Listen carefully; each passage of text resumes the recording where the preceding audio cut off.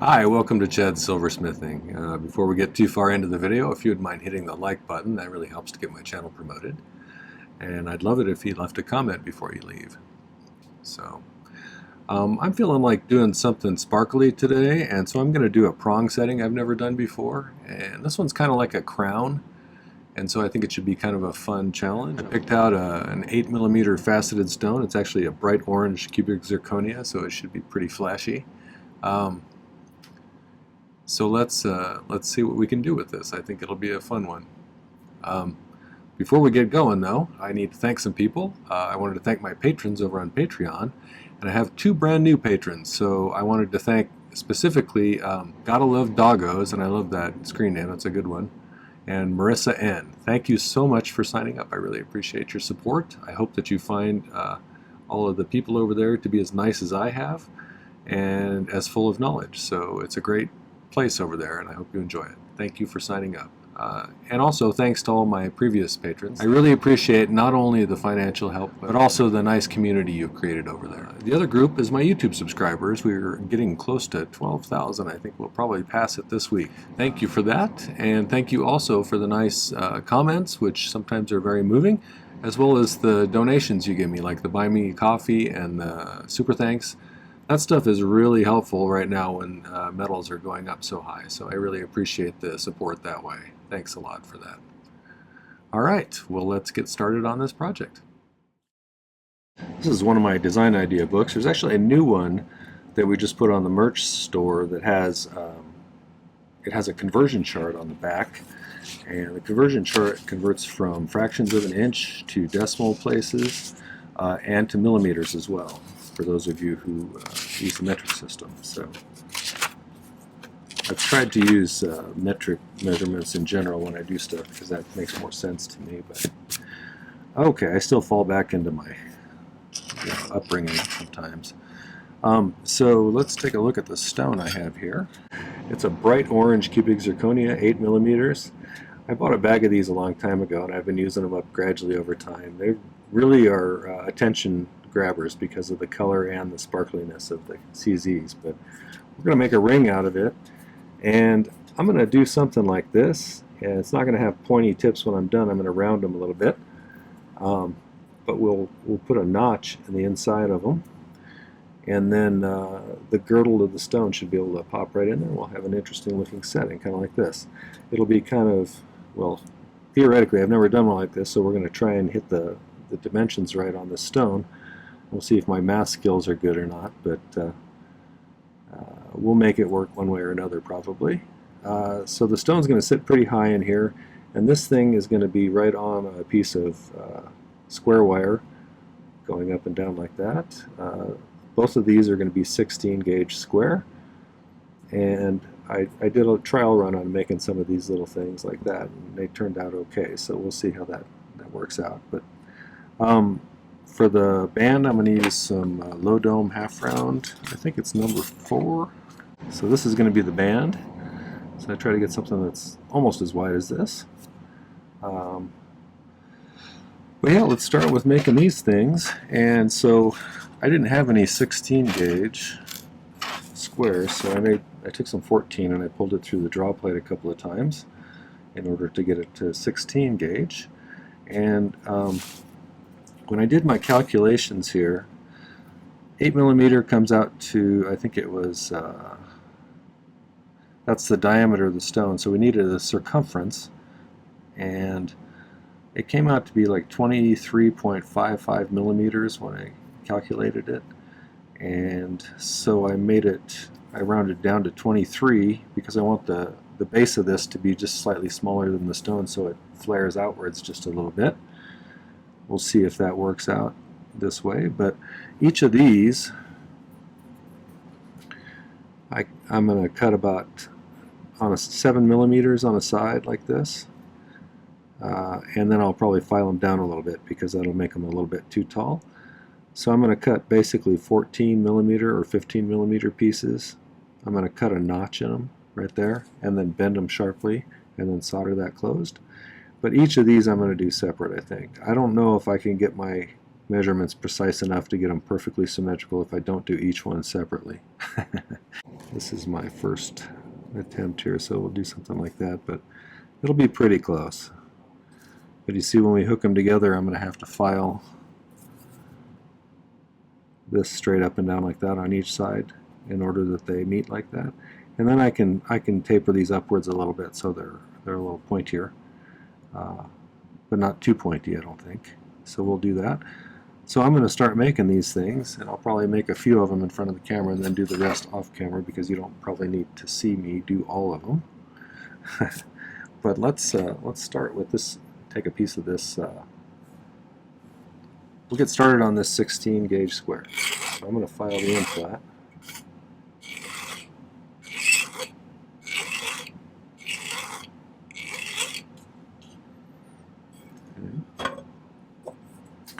And I think the easiest way I've ever found to get pretty precise measurements without getting out the micrometer or something, so if I use a black marker, or well, it doesn't have to be black, I guess.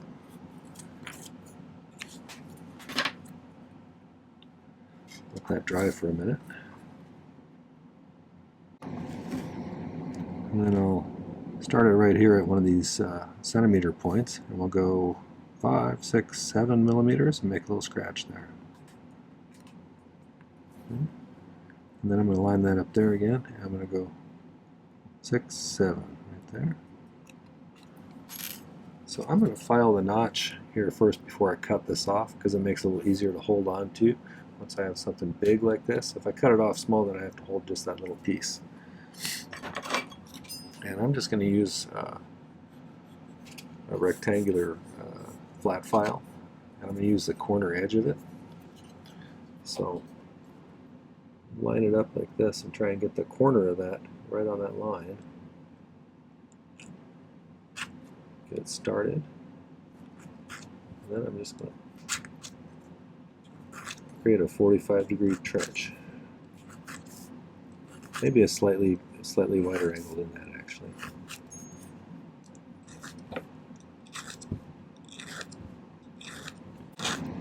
If you haven't been to the merch store lately, I have my ebook, which is a guide to all of my 2023 YouTube videos, and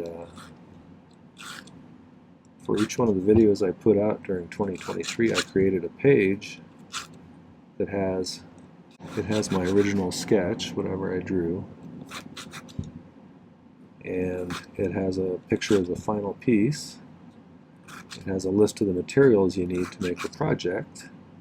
It's got a difficulty rating, and it's got some notes about each project, things that I thought needed to be mentioned about each of the different projects.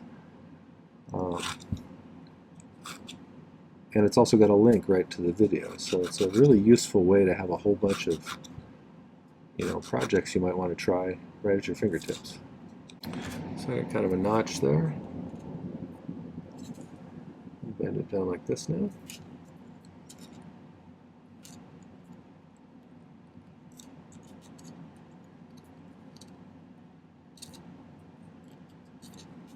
I kind of use these as a guide for how wide to make them. I had to calculate how many, because this is 23 millimeters long, I had to calculate how many spots or how far in each one needed to go, and it was like 3.8 millimeters, I believe, when I divided it up. That's pretty good. I just cut it off at that spot.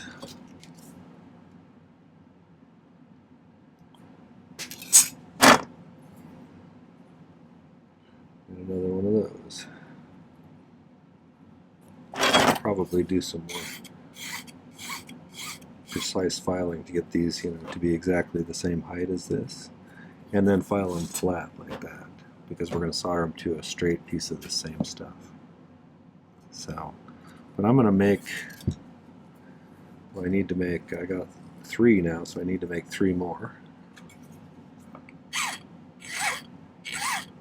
7 is just a little bit longer than I needed. That's why I chose that, because it seemed like it needed to be about 5. Probably 2/3 of the way through, maybe 3/4. I wanted to thank the people who've already bought the book. It's been relatively popular so far, so thank you for your support. It's also, I didn't really advertise this, but it's on iBooks as well if you want to download it there. I get more from the merch store. I get a bigger percentage of it. But you can see kind of a sample of it on iBooks.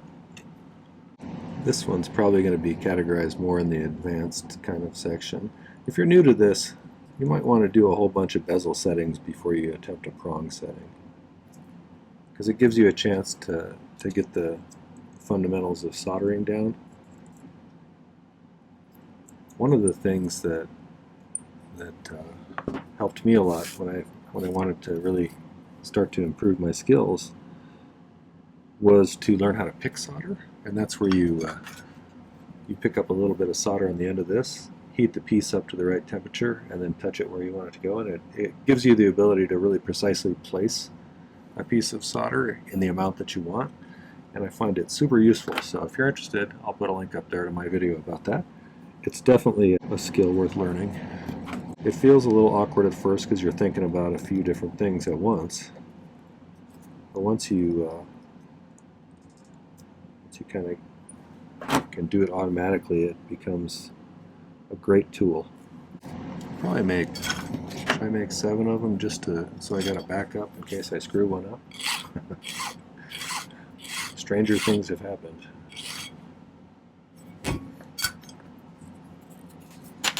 It's never a bad idea to have an extra piece if you're making something with multiple components. If you file better when you're leaning against something, you can brace this against a bench pin or whatever. I periodically get called out for air filing.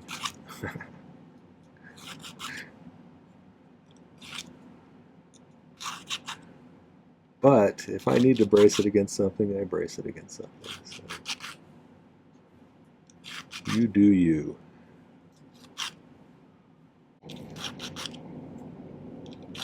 Maybe I'll put a t-shirt on my merch store that says unapologetic air filer. I'm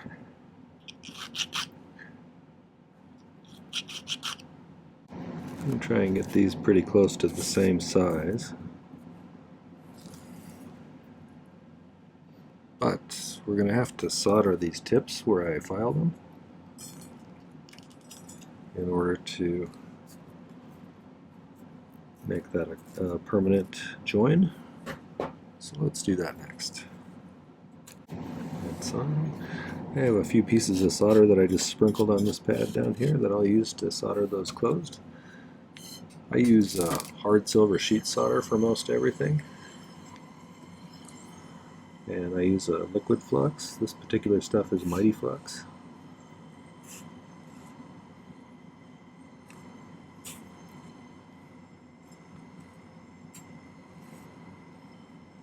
I used to spray it on mostly, but one of my followers sent me this little dropper bottle, and it's great.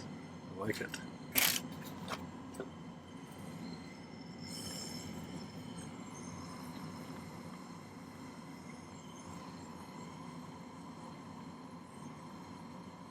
This is pick soldering like I was talking about earlier. It just kind of jumps on there.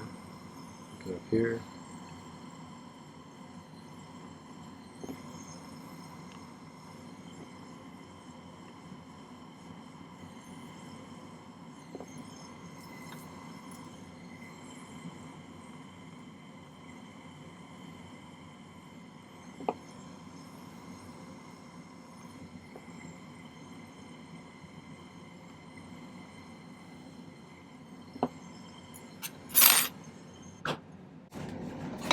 I got these nice new honeycomb ceramic soldering surfaces from Pepe Tools. There's a link in my video description if you want to check out some of the cool stuff they have. This is from Pepe Tools as well. This is probably my favorite pick ever so far. Alright, so These need to be a little bit shorter. I think maybe let's cut ourselves a piece of this about 23 millimeters long. We'll see how that works. I'm going to cut it a little bit longer in case I need to do it a little bit longer. I'd rather have extra than not enough. And I'm almost sure I'll forget that I'm only putting 6 on here, and I'll solder all 7 of these on here. That would be standard for Ched spaciness. And I think it might be a good idea to take these first 2 that I made and solder them to this. Now it doesn't look straight. Let's try it like that. I have half of this leg sticking off the end because I kind of want that to be the case. Let's make sure that's...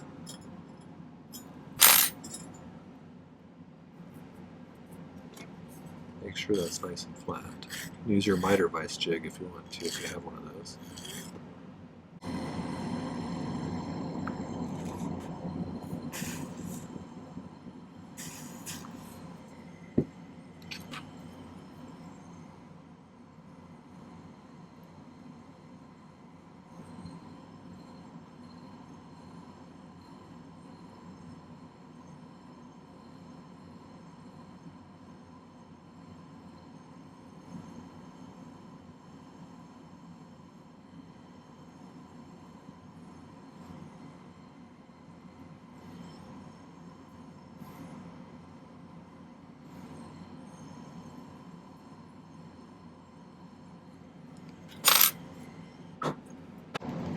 So now I can just start making sure these are the right height, and then filing a side on each side, a flat side on each side, a side on each side.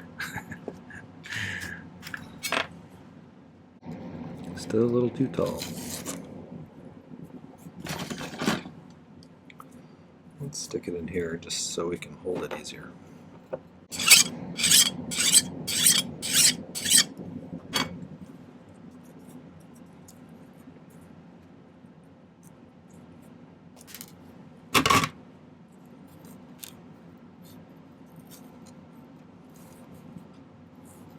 That's looking pretty good. Again, if you want to, use your miter vise jig for this. But I want to remove about half of that. Do it like this so you can see what I'm doing. I want to take about half of that width of that piece of square wire away.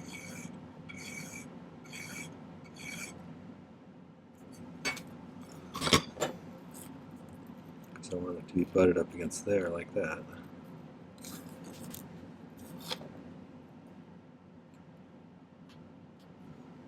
Get rid of that filing burr.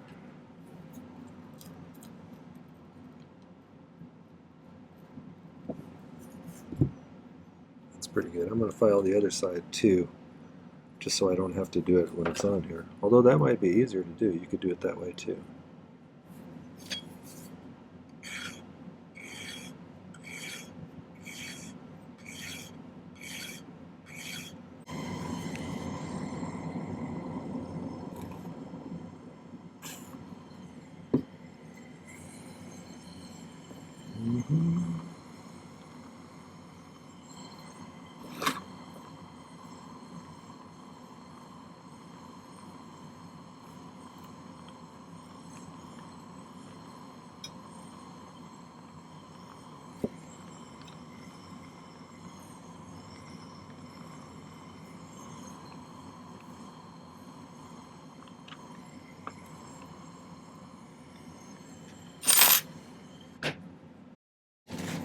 Okay, and I'm just going to repeat that process a few more times till I have 6 of these, so I'll be right back. So I have them all kind of soldered on there. Now I think I need to cut this end off a little bit, file this end flat, and then we'll bend these around and join them.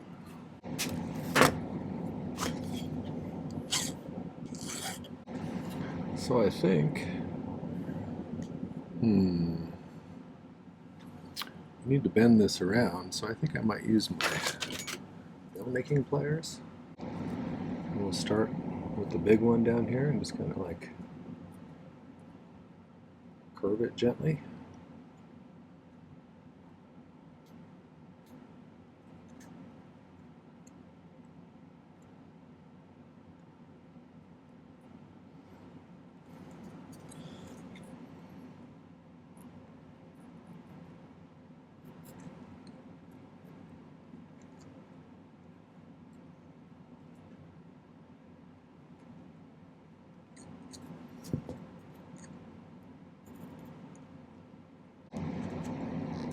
And try and get those pushing together as much as I can, even though I have to distort it a little bit.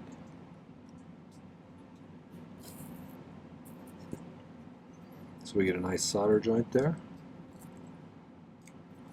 I think I might use a magnesia block, which is a softer surface. I'll push this in so nothing moves. Less likely to have anything jump around on me.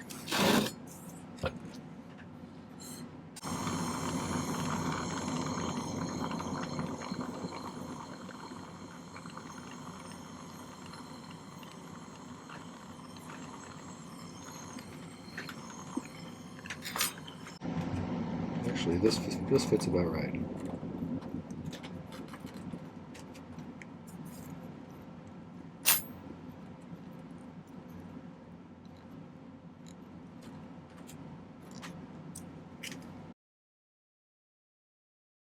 So I got it pretty much rounded out. I'm going to go ahead and file this bottom nice and flat. I think we did pretty well on the size.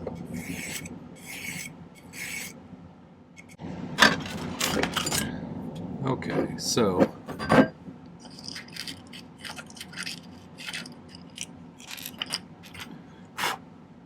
look at the piece.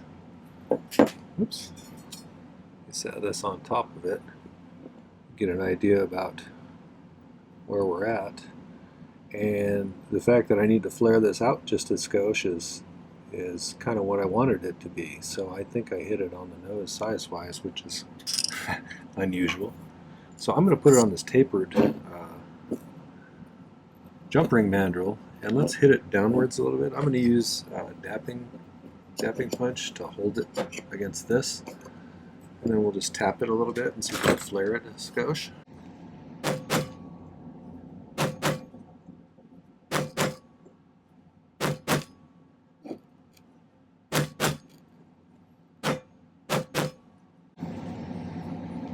That's going to flare it just a little bit.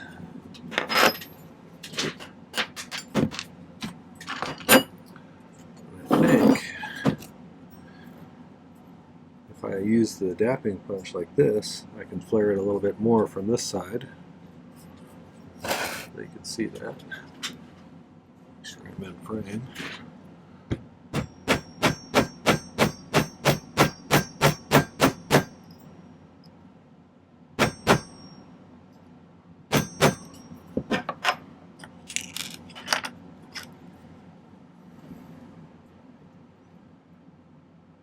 I think that's about where I want it, because I'm going to cut a groove on the inside of that for the girdle of the stone. Girdle of the stone is this edge right here where the crown and the pavilion meet, and so I need to make a little notch in there for that to kind of clip into. And I think that'll be kind of a fun setting, especially once I clean it up with the Dremel and everything. But before we do that, we need to make a band, and I think let's make this about a 7.5 to an 8, maybe. I'm going to go just about right there.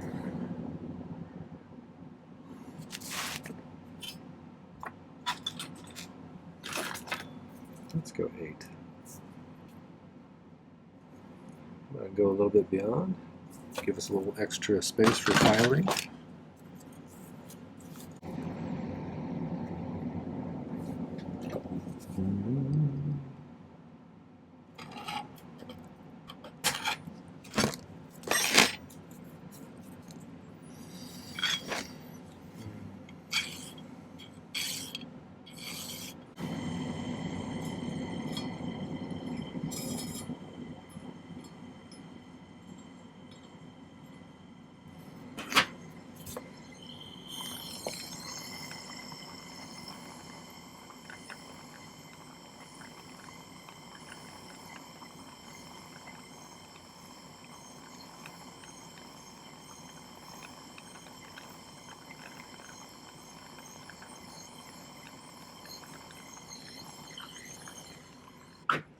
Go ahead and clean up some excess solder from the outside solder joint here. So here's the solder joint, and I want to flatten this part right about here. Kind of in that area. I'm probably just going to use my chasing hammer.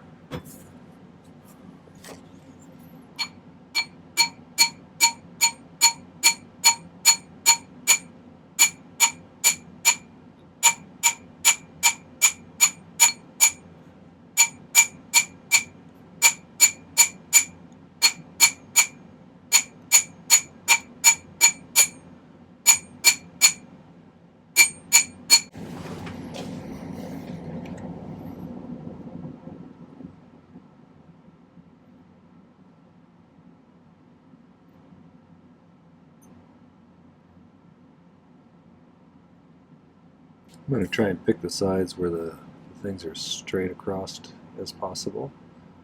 The prongs, the things. The word retrieval problems.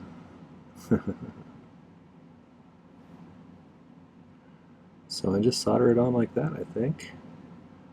And so I'm going to, let's see, I want to mark the sides so I can see which ones are the ones I want to go down the middle of the ring. So I think I'm going to sweat some solder onto this. So I have some in place there. That way I can just flip this over on top of this, heat the whole thing till it flows, and then I should have a good setting there.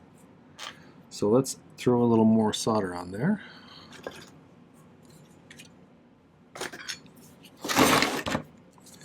You could use a different temperature solder if you want. I'm just going to use some hard because I think the way we're going to set it up, we shouldn't have any issues with things coming apart. So.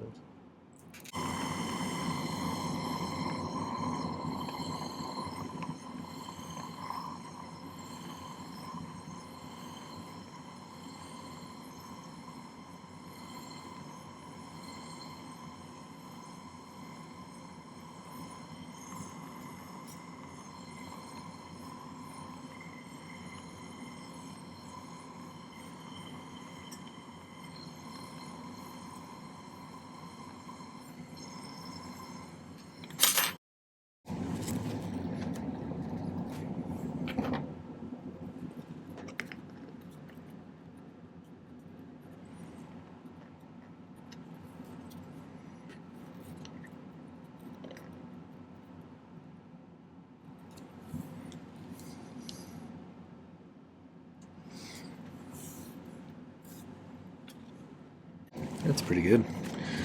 Well, let's see if we can't get those two stuck together.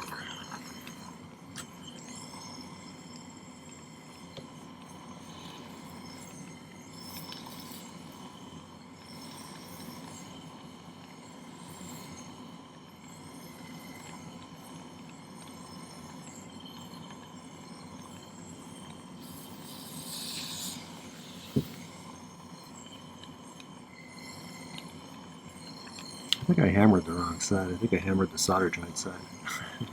Oops. That's alright.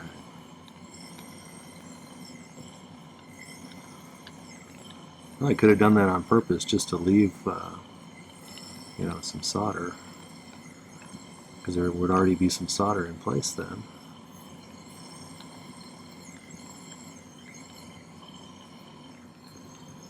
Let's take a peek at how things look.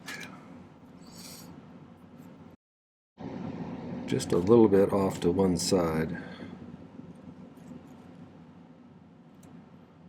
But it may not be enough to bother with, because if I go to fix it, I'm going to screw it up based on past experience.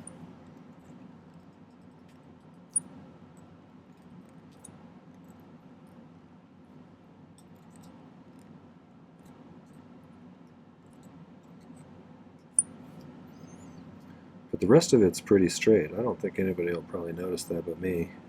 And I can minimize the amount, how it looks. So the only other thing I'm going to do really is I'm going to taper this. Well, I'm going to drill a hole down the center here, and then I'm going to taper this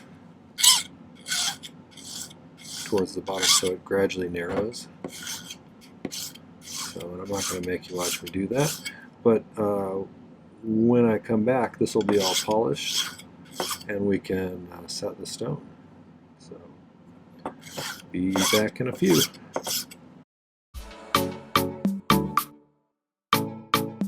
Okay, so I wasn't sure how this was going to go, and I didn't film part of it, so I'm going to tell you what I did. Once I polished this up, I took a little ball burr, and the same distance down, maybe a millimeter down from the top of each of these prongs, I kind of made a groove that went horizontally, trying to keep it as straight as possible so that this would be symmetrical. And then I seated the stone, and I proceeded to, I don't have very sophisticated tools, so I started to use my flat nose pliers to push that heavy duty prong just slightly over so that the stone can't pop out. And then I went back, after I had that pretty tight, I went back and cleaned it up with a rotary tool to get rid of any kind of tool marks I might have left. But I am super pleased with that. I think that came out pretty cool. I think people will like it. So I'll get that cleaned up a little better and take some good pictures of it. So. Okay, well, that was the crown setting with the bright orange cubic zirconia. I hope you enjoyed that one.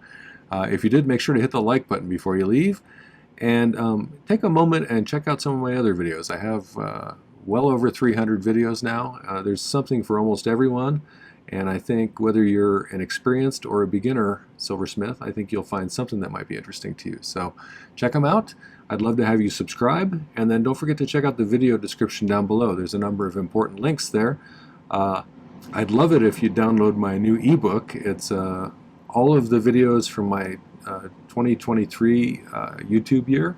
For each one, there's a page that includes the original sketch that I drew, the final picture that I took of it after it was done, the list of ingredients you need to make the project, a rating of how difficult it is, and some notes that I wrote about the project itself, whether it was a difficult one, whether there were specific things you need to watch out for on the project when you're doing it. But it also has a link right to the videos. There's tons of projects on there, so it's a great way to have a whole bunch of different projects to try at your fingertips. Some of the other links, my merch store, where you can get one of those nice design idea books, and you can fill one up yourself then. And there's a link to my website. There's a link to my Patreon if you want to find out more about that community. And let's see, there's also one to the Buy Me a Coffee link. So, check those out. Thanks for coming. Take care. Happy silversmithing.